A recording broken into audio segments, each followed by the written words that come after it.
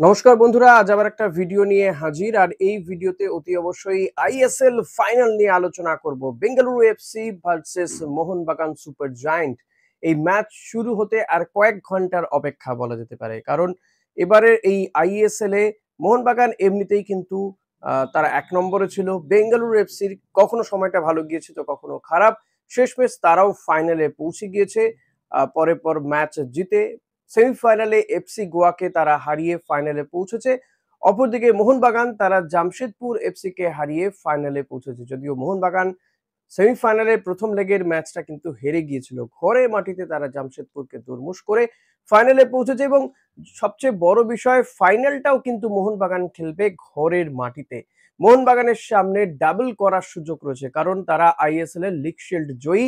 আর এবার যদি আইএসএল এর ট্রফিটাও তারা ঘরে তুলে নিতে পারে, তাহলে নো ডাউট মোহনবাগানের জন্য এর থেকে ভালো কিছু আর হতেই পারে না। মোহনবাগান সমর্থকদের জন্য কিন্তু এর থেকে ভালো কোনো উপহার বাঙালি নববর্ষের আগে আর হতেই পারে না। সামনেই বাঙালি নববর্ষ, আর বাঙালি নববর্ষের আগেই কিন্তু মোহনবাগান তারা আইএসএল এর ট্রফি জয়ের দোরগোড়ায়। এমনিতেই মোহনবাগানের এবারের যা পারফরমেন্স, তাতে মোহনবাগান সমর্থকরা খুবই উচ্ছ্বসিত। আহ এবং তারা তাদের যে ভাবভঙ্গি, কথাবার্তা, কিংবা তাদের যে কর্মকর্তারা তাদের যে ভাবভঙ্গি, কথাবার্তা, সেটা থেকেই তারা সেটা বুঝিয়ে দিচ্ছেন। এমনকি কাকে তারা বড় করছেন, কাকে তারা ছোট করছেন, সেটা অবশ্য জ্ঞানগম্যি কিছুই থাকছে না। যাই হোক, সেটা হতেই পারে এমন একটা চোখ ধাঁধানো সাফল্য। আর যে টিম তারা গঠন করেছে তাতে সাফল্য তো আসতে বাধ্যই। হোসে মলিনার পরিবর্তে অন্য কেউ কোচও যদি হতো, তাহলেও মনে হয় এই সাফল্য এর ধারে কাছেই হয়তো থাকতো, বা এর থেকে বেশিও হতে পারতো। জানি না, যদিও এর থেকে বেশি আর কি বা হবে। এখন মোহনবাগানের সামনে বলা যেতে পারে আর কয়েক ঘন্টা অপেক্ষা। যদি তারা বেঙ্গালুরু এফসি কে তারা হারিয়ে আইএসএল ট্রফিটা ঘরে তুলতে পারে, তাহলে কিন্তু ১৬ কলা পূর্ণ হবে মোহনবাগানের। শুভাশিসরা কিন্তু চাইছেন, এনি হাউ তারা চাইছেন যে আইএসএল ট্রফিটা ঘরে তুলতে। বেঙ্গালুরু এফসি মোহনবাগানের সাথে তুল্যমূল্য বিচার করলে দেখা যাবে যে এমন কোনো টিম নয়। মোহনবাগান যে শক্তি নিয়ে খেলছে বা যে ফর্মে রয়েছে, তার সামনে বেঙ্গালুরু এফসি বিরাট কিছু নয়। যদিও মোহনবাগান কোচ থেকে শুরু করে কর্মকর্তারা তারা কেউই বেঙ্গালুরুকে ছোট করে দেখতে নারাজ। এটাও ঠিক যে বেঙ্গালুরু যে কোনো মুহূর্তে কিন্তু ঘুরে দাঁড়াতে পারে। সেই সামর্থ্য, সেই শক্তি তাদের রয়েছে, তারা দেখিয়েছে। মুম্বাইকে তারা ৫ গোল দিয়েছিল, মনে রাখতে হবে। তারা এফসি গোয়াকে হারিয়ে দিয়েছে। তো এমন একটা দলের বিরুদ্ধে মোহনবাগান খেলতে নামার আগে কনফিডেন্ট যেমন, তেমন কিন্তু তারা তাদের নিজেদের আত্মবিশ্বাসের পাশাপাশি তারা অপোনেন্টকে নিয়েও ভাবতে বাধ্য হচ্ছেন। অপোনেন্টকে তারা যথেষ্ট মেপে ঝেপে চলবেন, এটা কিন্তু বোঝা গিয়েছে।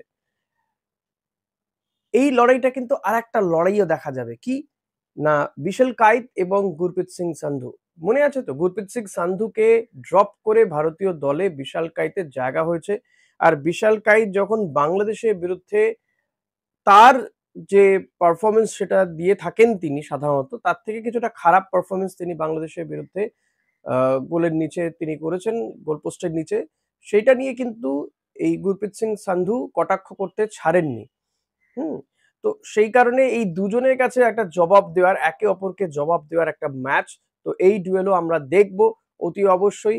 এখন শেষ বাঁশি না বাজা পর্যন্ত বলা যাচ্ছে না এই ম্যাচটা কে জিতবে। তবে নিঃসন্দেহে অ্যাডভান্টেজ মোহনবাগান সুপার জায়ান্ট। তারা সত্যিই কি ফাইনালে সুপার জায়ান্ট হয়ে উঠতে পারবেন? সেটা কিন্তু লাখ টাকার প্রশ্ন। আর এই প্রশ্ন যখন আমি রাখছি, তখন কিন্তু সমর্থকদের মনে কোনো প্রশ্ন নেই। তারা কিন্তু মাঠে যাওয়ার জন্য যাবতীয় টিকিট উঠিয়ে নিয়েছে। এই বেঙ্গালুরু এফসি এবং মোহনবাগানের এই ম্যাচের টিকিট কিন্তু সব বিক্রি হয়ে গিয়েছে। এফএসডিএল জানিয়েছে সব টিকিট বিক্রি হয়ে গেছে। ফলত আগামীকাল ম্যাচে কিন্তু যুবভারতী ক্রীড়াঙ্গনে শব্দব্রহ্ম আমরা শুনতে পারবো এই ১২ তারিখের এই ম্যাচে। তো বেঙ্গালুরু এফসির কাছে সেটা কিন্তু বড় ডিসঅ্যাডভান্টেজ, কারণ তারা ঘরের মাঠে খেলবে না। মোহনবাগান ঘরের মাঠের এই সুবিধাটাও তারা পেয়ে যাবে যে প্রচুর প্রচুর সমর্থক তাদের হয়ে গলা ফাটানোর জন্য মাঠে উপস্থিত থাকবেন। তো দেখা যাক শেষমেশ কি হয়। দুই দলের কোচ, ক্যাপ্টেন তারা কে কি বলছেন শুনুন। I don't care about what happened before. I don't care. I'm here to fight. I'm here to play our best. Of course, we are here to play and to to do our best, train to win tomorrow, right? And what happened in the past, I don't care. I don't care. Then it's not something I have in my mind right now. Well, I have in my mind when you question me, right? But I'm thinking nothing about what happened in the past. What is the history of ASL, if someone win at home or not, I don't know. And I don't care. We have a final tomorrow in our stadium with our fans. We are a great team, and we are going to try our best to win. We have good players who can deliver very good balls, and luckily I'll be there always in good position, and that's why I score. And when I started my career, I used to play as a striker, and maybe that helps me now. Instinct is still there. Instinct is still there. Content and stuff like that. But I absolutely adore Vishal and how he is as a professional, and he's a great keeper as well. So for me, I'm just focusing on the final, like Subhashish said as well. For us, there is nothing else going on in our head, in our camp. We are all just thinking about the game and how to prepare ourselves, personally and as a team. And everything else is just noise. We just need to focus on football.